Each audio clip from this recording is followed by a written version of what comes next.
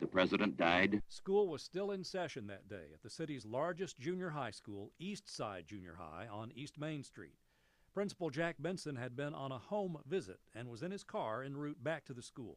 I remember it was a pretty day, and I had to make a home visit, and I was returning from that around 2 o'clock, and I passed Old Central High School on Dodge Avenue and didn't have a car radio on. All of a sudden I saw cars pull off the road, and I saw one car pull off the road, and a man came out and started beating on his radiator.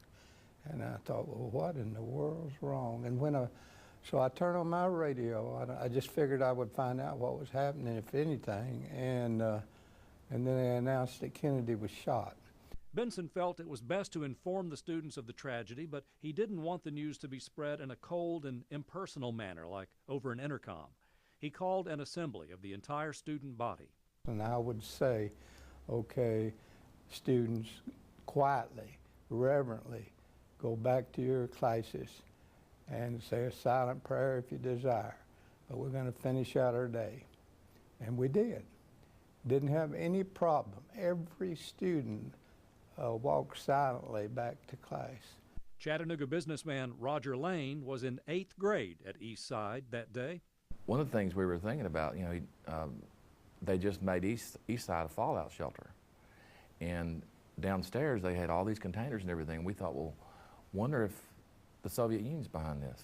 And so the first thing we thought of is, there may be a war over this or something like that. So the news reverberated throughout the community, and at the time, no one knew who was responsible for the shooting.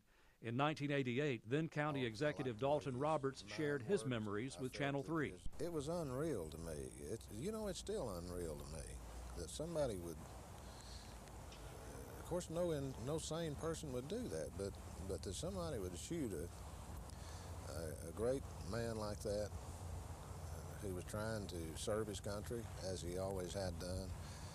It just amazed me. Principal Jack Benson was amazed and worried. This news was potentially about more than a fallen president. There were concerns about national and local security as well. Well, it wasn't just the president being shot, it's what's happening in this country.